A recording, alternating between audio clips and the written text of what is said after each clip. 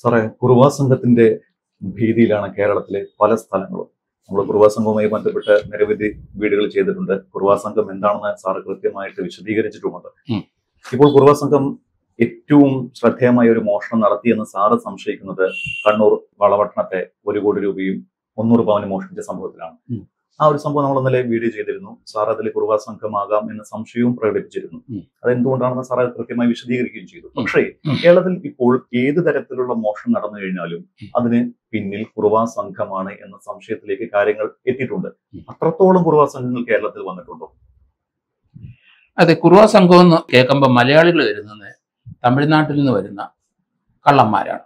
Family ആയിട്ട് വരും. അത് ആലപ്പുഴ മണ്ണഞ്ചേരിയിലെ കഴിഞ്ഞ ദിവസം പിടിച്ചതൊക്കെ അവർ എറണാകുളത്ത് വന്ന് താമസിച്ച് പാലത്തിനടിയിൽ അവർ താമസിക്കുകയും മീൻ പിടിച്ചൊക്കെ നടക്കുകയും ആണുങ്ങൾ അവിടുന്ന് 10-40 കിലോമീറ്റർ അകലെയുള്ള സ്ഥലത്ത് പോയി ഏതെങ്കിലും പഴയ സാധനങ്ങൾ വിൽക്കുകയോ പച്ചക്കറി വിൽക്കുകയോ ഒക്കെ ചെയ്തിട്ട് വീട് കണ്ടെത്തിയിട്ട് ഇവിടുന്ന് വന്ന് ഓപ്പറേറ്റ് ചെയ്യും. അതാണ് തമിഴ്നാട് ഗാങ്ങിൻ്റെ ചെയ്യുന്നത്. ഈ കുറുവാ സംഘം എന്ന് ഇപ്പം മലയാളി പറയുമെങ്കിൽ എല്ലാ സംസ്ഥാനത്തും കുറുവാ സംഘമുണ്ട്. അത് വ്യത്യസ്തമായ രീതിയിലാണ് അവരുടെ ആചാരങ്ങളും അവരുടെ പ്രവർത്തനങ്ങളും മോഷണ രീതിയൊക്കെ വ്യത്യസ്തമാണ്. അതുകൊണ്ട് കുറുവാ സംഘം എന്ന് പറഞ്ഞാൽ ഈ തമിഴ്നാട്ടിലുള്ള ഗാങ് എന്ന് ആദ്യം ചിന്തിക്കേണ്ട. എല്ലാ സ്റ്റേറ്റിലും കുറുവാ സംഘമുണ്ട്. അപ്പോൾ ആ കുറുവാ സംഘങ്ങൾ കേരളത്തിൽ വളരെ സജീവമാണ്. ഇപ്പം ഋഷിദാബാദ് ബംഗാളിൽ നിന്ന് വരുന്ന 2-3 ഗ്രൂപ്പുണ്ട്.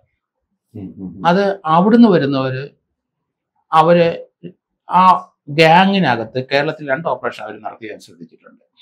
ഒന്ന്, അവര് ട്രെയിനിൽ യാത്ര ചെയ്ത് വരും. അത് വെൽ ഡ്രസ്ഡ് ആയിരിക്കും, ഫുൾ സ്ലീവ് ആയിടുന്നവർ. ട്രെയിനിൽ വലിയ മാന്യ AC ക്ലാസ്സിലെല്ലാം വരും. നല്ലതായിട്ട് സംസാരിക്കാൻ അറിയാവരും. 19 വയസ്സുണ്ട് 3 പേർക്കും. ട്രെയിനിൽ വന്ന് അവിടെ വല്ലതും കിട്ടുന്നുണ്ടെങ്കിൽ അവിടുന്ന് അടിച്ചു മാറ്റും. അപ്പോൾ ട്രെയിനിലുള്ള ആൾക്കാരുമായിട്ട് പരിചയപ്പെട്ട് പറ്റുമെങ്കിൽ വല്ല ജ്യൂസ് അങ്ങോട്ടും ഇങ്ങോട്ടും ഫുഡൊക്കെ കൊടുത്ത് ഒരു ജ്യൂസിനകത്ത് മയക്കാനുള്ള ഇത് കൊടുത്തു കഴിഞ്ഞാൽ രാത്രി കിടന്നുറങ്ങുമ്പോൾ അവരുടെ ബാഗിനകത്തുള്ള കംപ്ലീറ്റ് ക്യാഷും ഗോൾഡും എടുക്കും. ഒരു തുണി പോലും അനങ്ങത്തില്ല. അതായത് ഓപ്പറേഷൻ രീതി അതാണ്. അവരും സംശയിക്കത്തില്ല. രാവിലെ വീട്ടിൽ വന്ന് അഴിച്ചു നോക്കുമ്പോൾ ഒന്നും കാണില്ല. അങ്ങനെ ഒരു 2021-22 കാലഘട്ടത്തിൽ റെയിൽവേയിൽ ഒരു സംഭവം ഉണ്ടായി. അവർ കൽക്കട്ടയിൽ നിന്ന് ഡൽഹിയിൽ നിന്ന് വന്ന ട്രെയിനിലാണ്. അവർ നന്നായിട്ട് ഉറങ്ങിപ്പോയി. അവർ ഇറങ്ങേണ്ട സ്ഥലത്ത് ട്രെയിൻ നിൽക്കുന്ന സ്ഥലത്താണ് അവർ പോയി സ്റ്റോപ്പ്. ലാസ്റ്റ് അവർ എഴുന്നേറ്റ് പത്രമായി മുഴുവൻ ഗോൾഡും പോയി. ആ കേസ് പിടിച്ചിട്ടുണ്ട്. ആ കേസ് ഇത് കാഷ്വലായിട്ട് അവർ ചെയ്യുന്ന പ്രവൃത്തിയാണ്. അവർ മെയിൻ കാര്യങ്ങൾ അവർ ഇന്ത്യ മുഴുവൻ പോകും. കേരളത്തിലെ അവര് മോഷണം നടത്തിയിട്ടുണ്ട്. അതാണ് അവർക്ക് 49, 50, ഇപ്പൊ 51 വയസ്സാണ് 3 പേർക്കും. ഞാൻ അതുകൊണ്ടാണ് അത് പറയുന്നത്. ആ ഒരു ഗാങ് എപ്പോഴും ട്രെയിനായി സഞ്ചരിക്കുന്നവരും അവർ റെയിൽവേ സ്റ്റേഷന്റെ അടുത്തല്ലേ ട്രെയിൻ ട്രാക്കിന് അടുത്തുള്ള വീട്ടിലേ കയറും. സാറിന്റെ ഭാഷയിൽ പറഞ്ഞ ഈ മോഡസ് ഓപ്പറാണ്ടി ഒരേപോലെ തന്നെയാണ്. അതെ, പക്ഷേ എങ്കിലും ഒരു തവണ പിടിച്ചു കഴിഞ്ഞാലും ഇവരുടെ മോഡസ് ഓപ്പറാണ്ടിയിൽ മാറ്റം വരുത്തിയില്ല. ഇല്ല, സാധാരണ രീതി മാറത്തില്ല. സാധാരണ അത് അതേ രീതി. കാരണം അത് വേറെ സ്ഥലത്തല്ലേ ചെയ്യുന്നത്. അവരങ്ങനെ അവരുടെ ഇൻസ്റ്റിങ്ക്റ്റ് അങ്ങനെയാണ്. ഇവന്മാര് ഒരു മോഷണത്തിൽ ഒരു വീട്ടിൽ കയറി കഴിഞ്ഞാൽ ആ വീട്ടിൽ നിന്ന് ഇറങ്ങിക്കഴിഞ്ഞാൽ ആദ്യം ചെയ്യുന്നത് ആ ഡ്രസ്സ് മാറും. നമ്മൾ ആ പച്ച ഷർട്ട് ഇട്ടവനാണ് കള്ളൻ എന്ന് പറഞ്ഞാൽ പച്ചക്കാരനെ പിടിക്കും, കിട്ടൂല. അത് ഇവർക്ക് പ്രായോഗിക പരിജ്ഞാനമുണ്ട്. ഒരു 100 കേസിനകത്ത് പ്രതിയായവന്മാരാണ്. അപ്പൊ എന്തുകൊണ്ടാണ് തിരിച്ചറിഞ്ഞത്? അതുകൊണ്ട് അവർ അന്നേരം ഡ്രസ്സ് മാറും. അപ്പം വെൽ ഡ്രസ്ഡ് കോസ്റ്റ്ലി ഡ്രസ്സേ ഉപയോഗിക്കുള്ളൂ. ഫ്ലൈറ്റ് ചിലപ്പം വരും.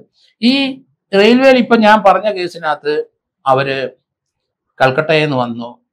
അവരെ സംശയിച്ച് ഒരു റെയിൽവേ ഇൻസ്പെക്ടർ പോയി. കൽക്കട്ടയിൽ ചെന്നപ്പം അവിടുന്ന് ബുക്ക് ചെയ്ത് ആഗ്രയിൽ പോയിരിക്കും. ഇവർ ആഗ്രയിൽ ചെന്നപ്പം അവിടുന്ന് ബുക്ക് ചെയ്ത് ഹൈദരാബാദിൽ പോയിരിക്കും. ഇവർ ഹൈദരാബാദിൽ ചെന്ന് കഴിഞ്ഞിട്ട് അവര് ചെന്നൈയിൽ വന്നു. എല്ലാം AC ക്ലാസ്സിലേ പോകുള്ളൂ. ചെന്നൈ വന്നു കഴിഞ്ഞപ്പോൾ അവിടുന്ന് വീണ്ടും ഒരു റിസർവേഷൻ ചാർട്ട് നോക്കിക്കഴിഞ്ഞപ്പോൾ കൽക്കട്ടക്കാരന് ഒരുത്തന്റെ പേര് വെക്കണമല്ലോ.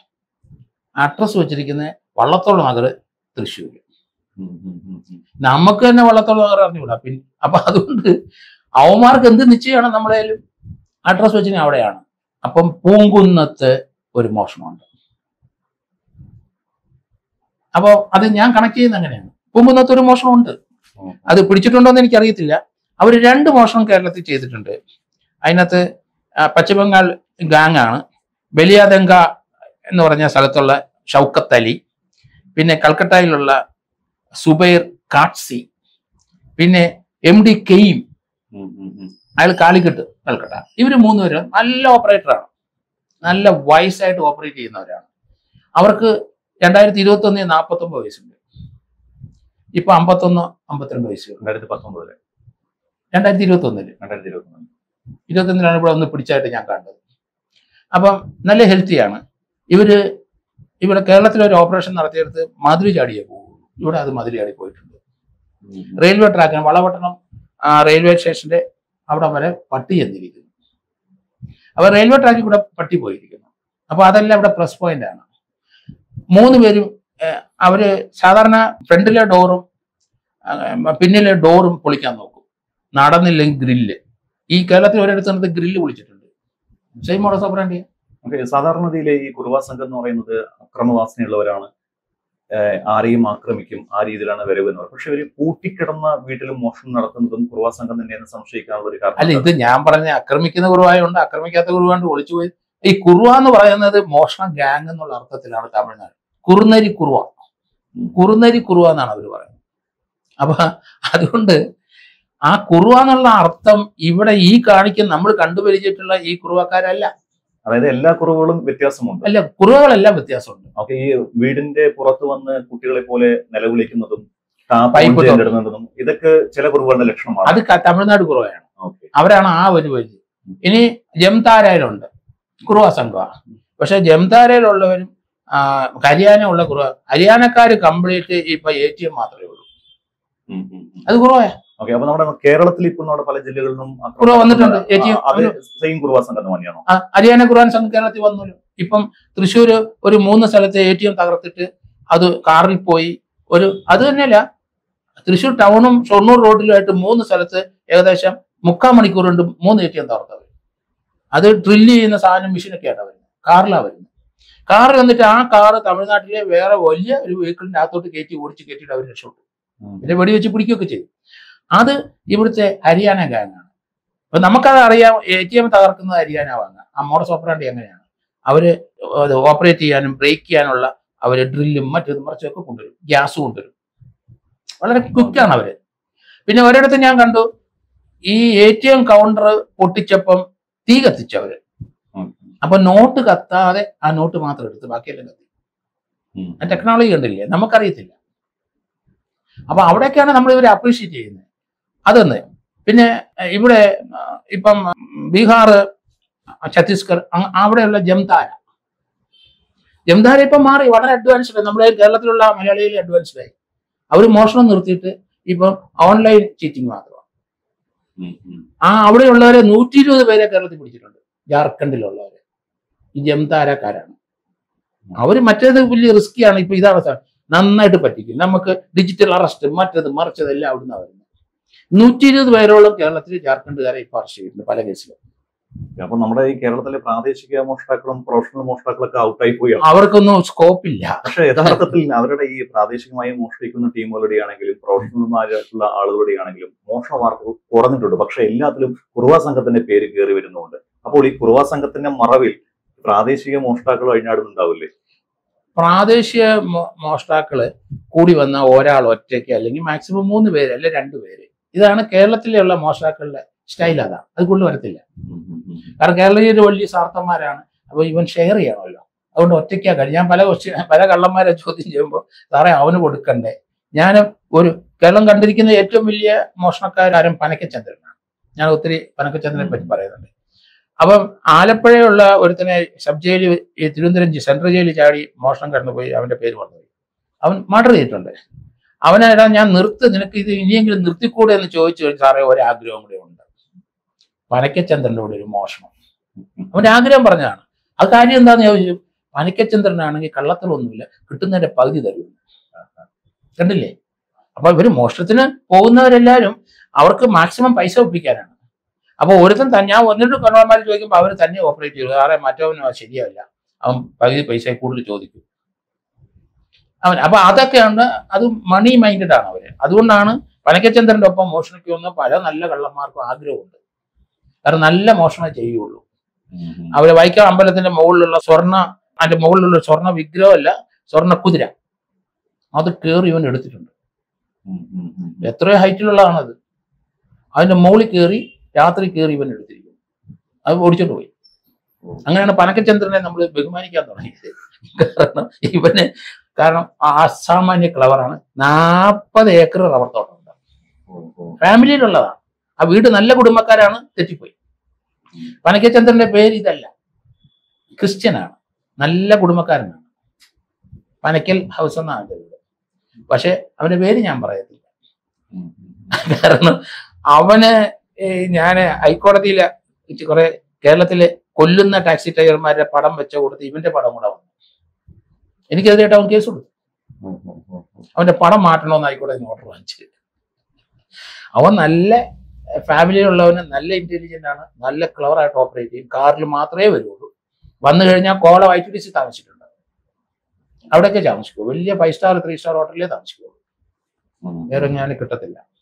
അവന്റെ കൂടെയുള്ള ഒരു കള്ളൻ, അവൻ തറക്കള്ളനെ, അവൻ നല്ല ഓപ്പറേറ്റർ ആയതുകൊണ്ട് പനക്കചന്ദ്രൻ അവനെ സ്വീകരിച്ചു. 4-5 പേരില്. അപ്പൊ അവന് കൂളിംഗ് ഗ്ലാസ് വെക്കണമെന്ന് പറയും. ഇതിന്റെ ഈ കള്ളന്മാരിടുന്ന പോലെ നല്ല പച്ച, നല്ല ചുവപ്പ് ഷർട്ട് നീട്ടും മേലെ വണ്ടി വന്നിരുന്നു. അത് ഈ നമുക്കറിയാമല്ലോ, ഇപ്പോഴത്തെ ഓക്സ്ഫോർഡ് സ്റ്റൈലിലുള്ള ആ ഡ്രസ്സ് മാത്രമേ ഇടിക്കാൻ സമ്മതിക്കുള്ളൂ. കാരണം ആ ചുവന്ന ഷർട്ട് ഇട്ട് കൈ ഒളി വെച്ച് കൂളിംഗ് ഗ്ലാസ് വെച്ച് പോയി കഴിഞ്ഞാൽ പോലീസ് പെട്ടെന്ന് നോട്ട് ചെയ്യും. വണ്ടിയെ പോകുമ്പോൾ പെട്ടെന്ന് അറസ്റ്റ് ചെയ്യും. അവൻ അങ്ങനെ പറ്റി. അതുകൊണ്ട് യുവമാരെ ഡ്രസ്സ് വരെ ശ്രദ്ധിക്കുന്ന ഒരാളാണ് പനക്കചന്ദ്രൻ.